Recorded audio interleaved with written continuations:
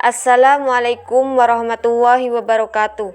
Nama saya Lubsatul Jannah, NIM 2011010101019. Di sini saya mengambil judul Implementasi Pembelajaran Transfer dalam Pendidikan Menengah Pertama Berbasis Daring. What is a transfer? Transfer menurut Gagner dan Berliner adalah suatu proses yang memungkinkan menggunakan pelajaran sebelumnya di dalam situasi yang baru.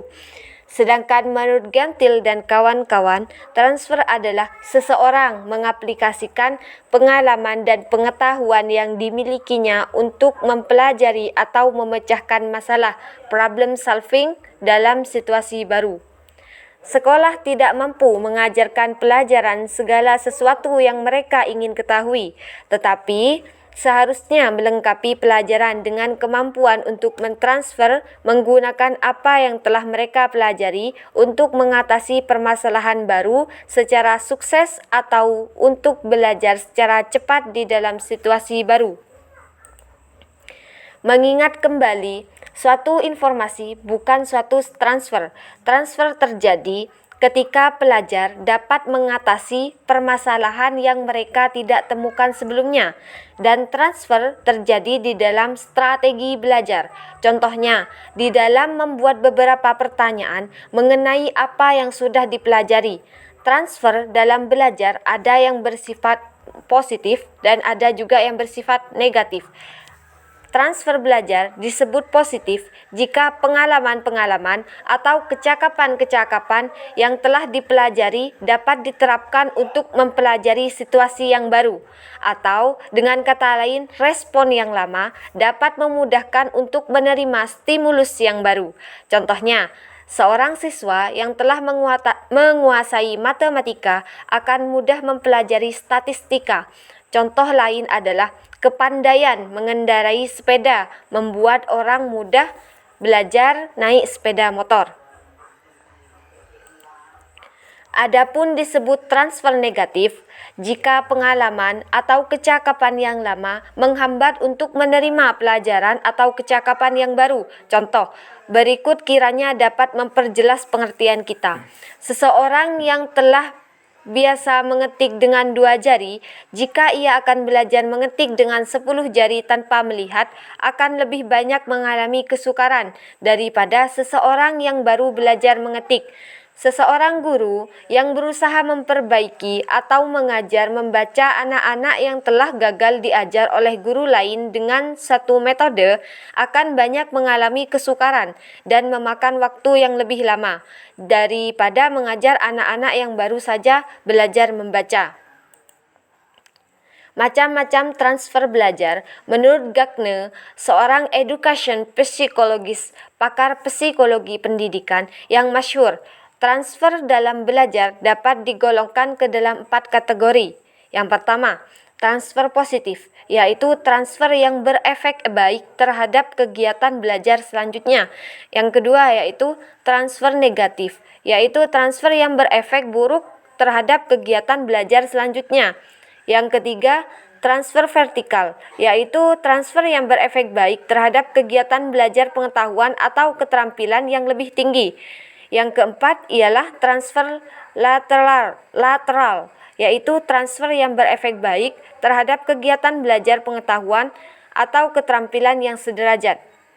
Nah, akan masuk kepada pembahasan, yaitu implementasi pembelajaran transfer dalam pendidikan menengah pertama berbasis daring. Dalam kegiatan belajar mengajar diperlukan sekali pengelolaan kelas yang baik agar tujuan pembelajaran terwujud dengan maksimal.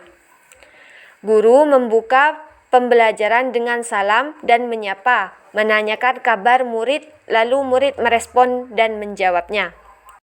Guru melakukan penekanan hal-hal positif berupa pemberian motivasi.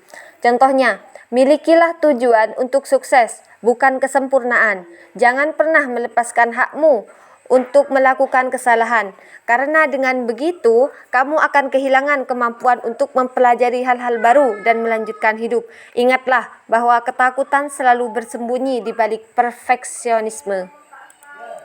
Karena dengan kata-kata motivasi dan kata-kata positif sangat bagus untuk mempengaruhi pola pikir dan psikologi, terutama untuk menimbulkan minat belajar yang baik bagi siswa.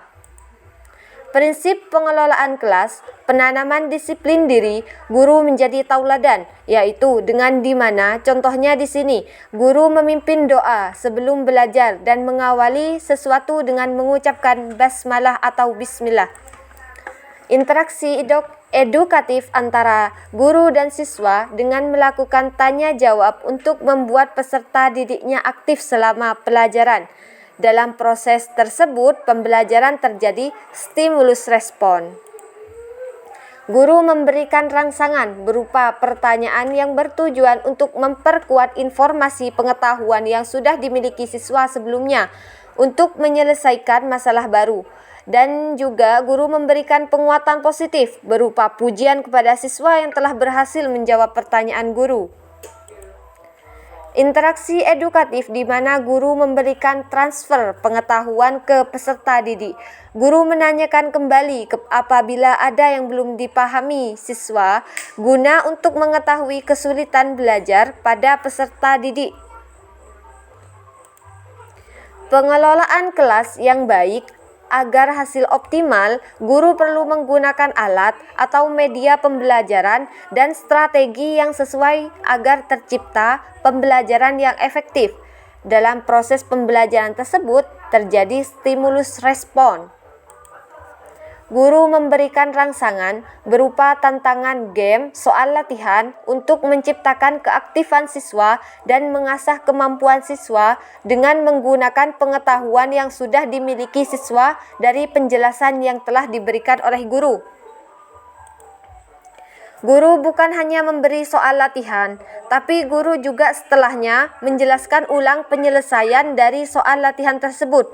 Guru memberikan penguatan positif berupa pujian kepada siswa yang telah berhasil menjawab soal latihannya. Guru menanyakan kembali apabila ada yang belum dipahami siswa, guna untuk mengetahui kesulitan belajar pada peserta didik. Guru dan siswa melakukan interaksi edukatif dengan bersama-sama menyimpulkan pembelajaran.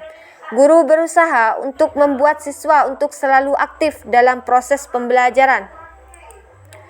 Mengetahui kemampuan siswa dengan hasil akhir, yaitu contohnya dengan memberikan tugas individu, yaitu berupa PR, guna untuk kegiatan evaluasi atau penilaian siswa. Guru memberikan penekanan hal-hal positif dengan memberikan motivasi dan arahan kepada siswa agar mengulang kembali materi yang telah dipelajari dan mempersiapkan diri untuk pertemuan selanjutnya. Mencegah peserta didik mengalami problem akademik dengan guru menyampaikan agar tetap melakukan komunikasi via online jika ada materi yang kurang jelas atau kurang dipahami. Prinsip pengelolaan kelas di mana kehangatan dan antusias guru tercermin selalu melalui sikap guru, yaitu di sini berupa guru mengingatkan untuk selalu menjaga kesehatan. Dan yang terakhir, prinsip pengelolaan kelas, penanaman disiplin diri, guru menjadi teladan, yaitu di sini di mana guru menutup pembelajaran dengan pengucapan salam dan doa penutup. Mungkin ini yang bisa saya sampaikan, kurang lebihnya mohon maaf. Wassalamualaikum warahmatullahi wabarakatuh.